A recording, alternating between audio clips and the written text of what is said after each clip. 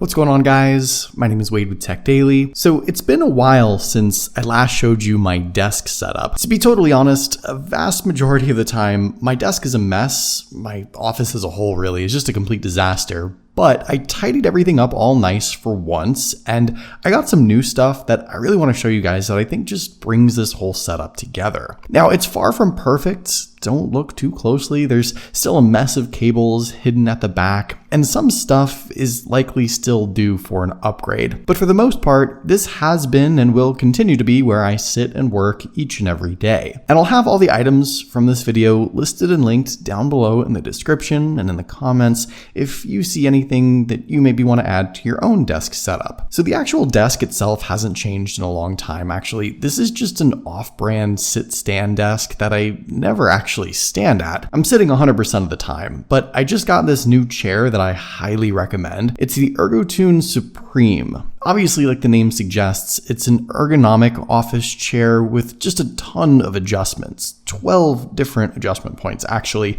to ensure you're sitting as comfortably as possible. From top to bottom, pretty much everything on this chair can be tilted, twisted, lowered, and raised in some way. The headrest at the top has height, depth, and angle adjustments. The armrests also raise and lower and can even twist up to 270 degrees, so you can put them in almost any position to relieve tension on your shoulders. The seat itself can slide in and out, so if you're a little taller like me, you've got some extra real estate to actually sit on. The most important area though is the lumbar support. I tend to slouch a lot and sit all crooked in the chair, but this auto-adjusting lumbar area keeps me upright and stable and relieves a lot of pressure on my lower back. The whole chair is made from this hybrid mesh material, so it's also really breathable and durable too. And honestly, considering just how many hours I'm plopped down at my desk working, I regret not getting something like this sooner. It's more expensive than the average chair from OfficeMax, but it's 100 times better. As far as all the stuff that's on my desk, I guess we'll start towards the front and work our way around. First things first, I do have a desk mat with a magnetic cable management system that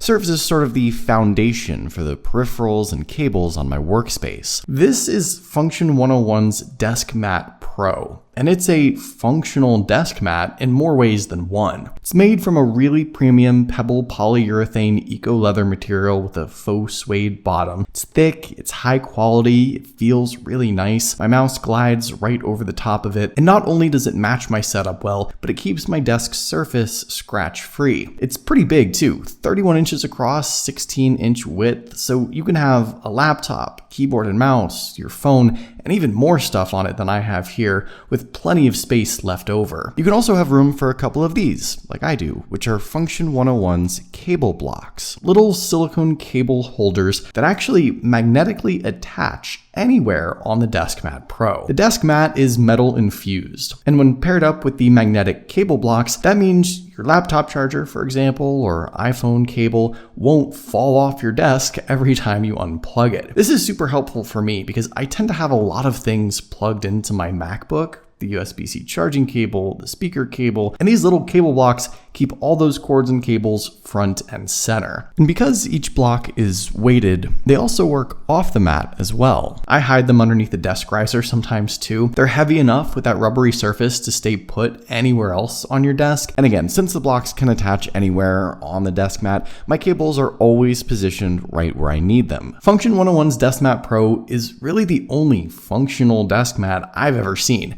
And yeah, aesthetically, it looks super nice. It comes in a couple other colors too, but paired with the cable blocks, that just takes things to another level. And it's truly what makes this a functional and seamless workspace. Like I mentioned, the desk mat is also large enough to have my keyboard and mouse and some other stuff on it at times. I'm still just using Apple's Magic Mouse. I know, embarrassing, but it's the only mouse I've pretty much ever used, along with the standard issue wireless Apple keyboard. And off to the side is my iPhone, my main phone of choice when when I'm not reviewing other devices, which is still protected by channel sponsor Casecoo's new Cloud Cush case. I love this case. It's got that air cushion technology built into the color accented edges that absorb the shock of a drop up to 3 meters high. And the case itself is a raised lip all the way around the screen and around the camera lenses too, which keeps the whole phone totally safe. It's protective without being bulky. You can show off your phone since it's crystal clear, and they have a ton of fun new colors as well. And to maybe entice you even more, Casecoo is just giving away an iPad as part of their new Ease with Cloud Cush campaign happening from now until August 12th. All you have to do is post about how you relieve stress, tag at Casecoo, and you have a 1 in 100 chance of winning an iPad, which are pretty good odds actually. So my sort of computer setup itself honestly is pretty straightforward. I try to keep things simple, and obviously it's tailored towards the fact that I make YouTube videos. So there's some creator focused things here as well. Everything you see is powered by the new 15-inch MacBook Air, which is such a good computer for my needs. It's portable and lightweight for when I travel, which is quite often.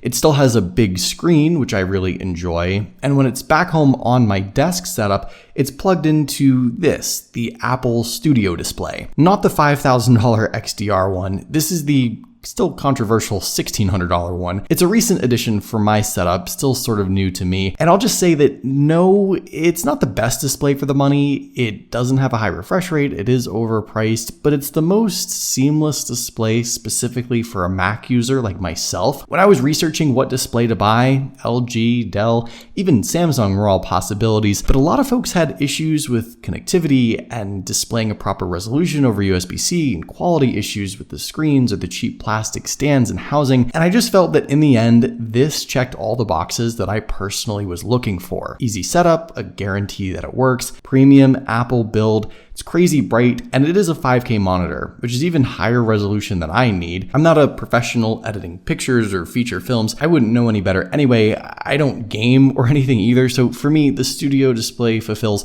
all of my needs and beyond perfectly fine. The one thing that isn't that great on the studio display still is the built-in camera. So I added the Insta360 Link. This, in my opinion, is literally the best webcam money can buy. It's a 4K AI-powered webcam on a gimbal. It can track you, it has gesture controls, it can zoom. It is so much more than the Google Meets webcam it probably often is for most people.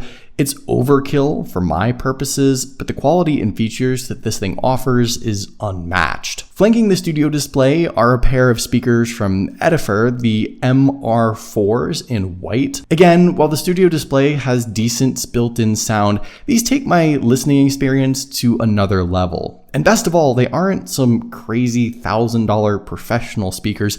These were like $100 for the pair. And they sound great. They are studio monitor speakers, so they're even and balanced with a flat sound profile, so you can modify and mix audio with the option to make sound adjustments if you want. They get super loud even though they're 4-inch woofers with a 1-inch tweeter. They're obviously small enough to fit on a normal sized desk like this with a 27-inch monitor in the center. And best of all, they're basically plug and play, super easy to set up. You don't really have to do anything fancy or use a dedicated receiver if you don't want to. Again, I'm not doing any professional sound mixing. These are just great starter speakers for elevating my listening setup without going overboard. And let's be honest, they match the setup pretty perfectly too. Now, holding everything up on the desk is the Grove-made desk shelf. This is the large size in matte black. It's technically wide enough to have 2 monitors on it if you want it, but plenty of space for the display and speakers that I have here. And not only does it just elevate the studio monitor and give me a better angle to view everything and to work, but it also doubles as a sort of storage area with an aluminum shelf and some extra space underneath. This thing can hold up to 50 pounds, but it feels even stronger than that. The surface is a rock solid powder coated wood. The feet are a natural cork, so they won't scratch your desk surface, which is great. And it essentially raises everything up by about 4.5 inches with like 3 3/4 inches of divided space underneath. So you can see I have my MacBook Air at the bottom completely out of sight. I store my AirPods Max on the aluminum shelf, just slid underneath there off to the side. The other thing that fits nicely underneath the desk shelf is my audio interface. This is the Behringer Euphoria UMC 202. It's nothing special really. Its primary purpose is to just be paired up with my microphone, which I use to record these voiceovers. My microphone of choice choice is still the blue Blackout Spark, and it's hanging from the blue Compass boom arm. Now the microphone itself, like everything else on the setup, I feel like is good enough for my purposes, though